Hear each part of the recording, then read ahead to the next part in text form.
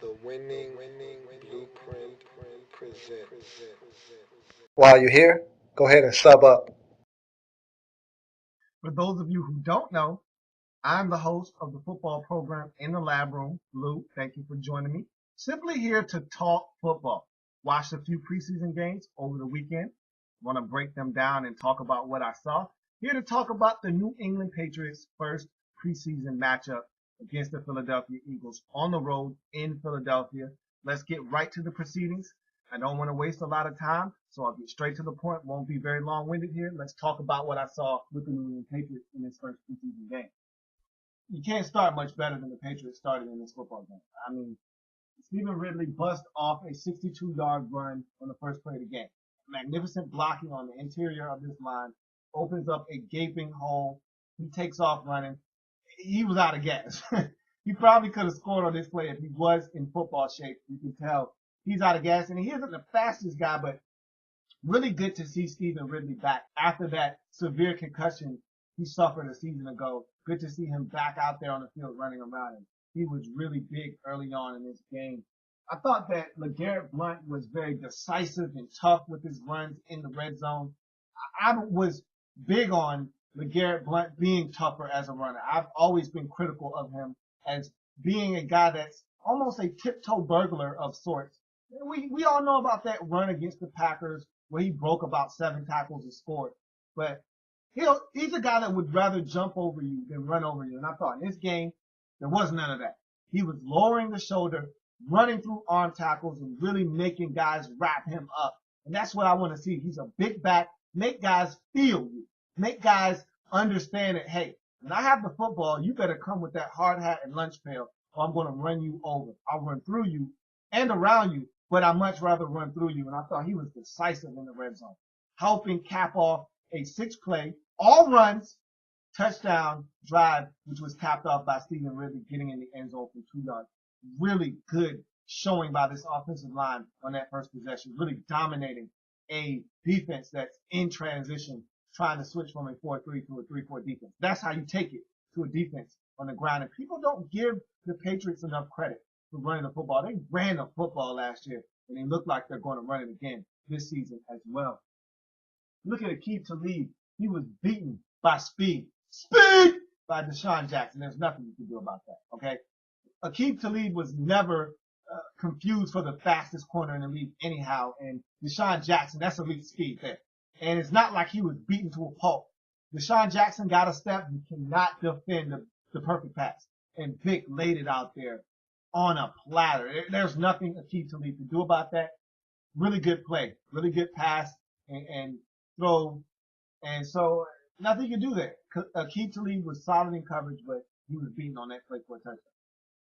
You look at the offensive side of football again, and Brady didn't have to throw a pass on that first possession. We talked about the offensive line getting it done, the running back getting it done. And so you didn't see a lot of Brady putting it in the air. You didn't see Brady putting it in the air at all in that first possession. But that second possession, I got flashed.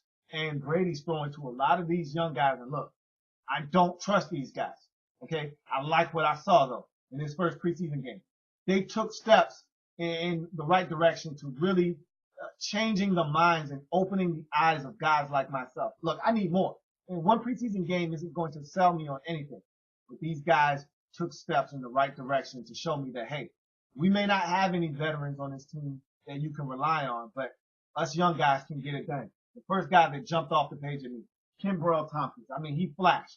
Third down and about 5, Brady puts it on him. And look, when Brady's your quarterback, you don't have to do much.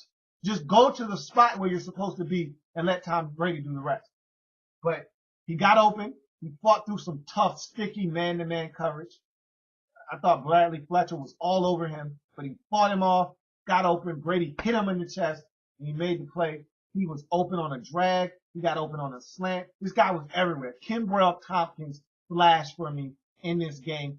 I saw 85. I'm like, is that Chad Ochocinco? No, that's Kimbrell Tompkins, and he was playing some football. Like what I saw out of this young rookie out of Cincinnati. Let's see if there's more in that cupboard because I like what I saw. Got a little taste. Like what I saw.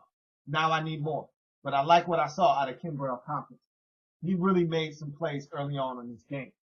Look at Aaron Dobson. This is the guy that I thought would be one of these receivers that stepped up. Your second round pick out of Marshall. Here's a guy that is a big play receiver, huge frame, a guy that I think Brady will love throwing the football to because of that huge frame at 6'3" and 215 or 20 pounds. And so big frame for Brady to get the football to. I thought he did a really good job of using his body on a catch down the field, about a good 20-yard completion down the field. Brady hit him. He used his body to shield off defenders. Like what I saw from these young receivers early on in this football game. If they can produce, Brady will not miss a beat. And I tell you what, let's talk about Tom Brady. I mean, this guy was in rare form in this game. And how old is he again? Man, 36 years old never looked so good. I tell you what, 7 of 8, 63 yards, 1 touchdown, and the guy was on fire in fuego.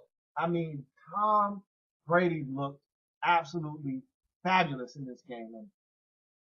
And if he can continue to do that, you want to keep riding these Patriots off, but as long as Brady is at the helm and as long as Belichick has the headphones on, I can't count these guys out. And it's because of games like this and showings like this where you realize, man, Brady's really, really good.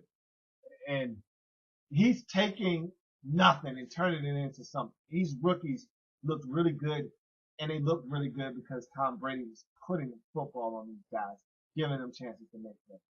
Tell you what, here we go again. Tom Brady doing the most with not a lot. Good to see Tommy Kelly getting pressure on the quarterback. He's going to be a nice offseason acquisition for you. Him and Chandler Jones combined on a sack that created a fumble, which the Patriots recovered on Nick Foles. And so I really like that Tommy Kelly is inserting himself very nicely on this defensive line. He's going to really help you alongside Vince Wilfork. Who anointed Ryan Mallett as one of the best backup quarterbacks in the league? Who did that? I struggle with that. I mean, this guy hasn't played. We don't know him. We've seen him in the preseason. He's looked good at times, but Ryan Mallett is inconsistent. And I heard a guy say that, hey, this backup quarterback's really good. He might be the second best quarterback in the league as a backup behind Ryan Mallett. What? Who anointed this guy as the best backup quarterback in the league?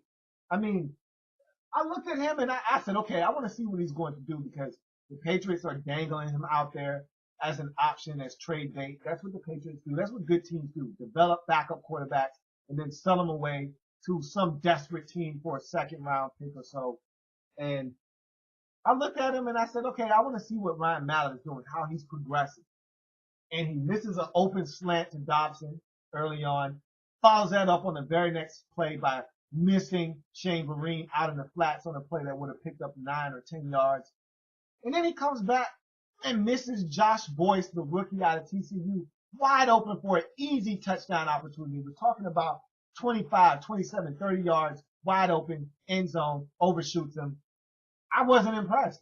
And who made this guy the best backup quarterback in the league? I'm not seeing it, and I need to see more. And he gets injured, head injury, don't know his status, hope he's okay. But he left the game in the second quarter. Tebow came in. Tebow. Whoa. He came in, did his thing.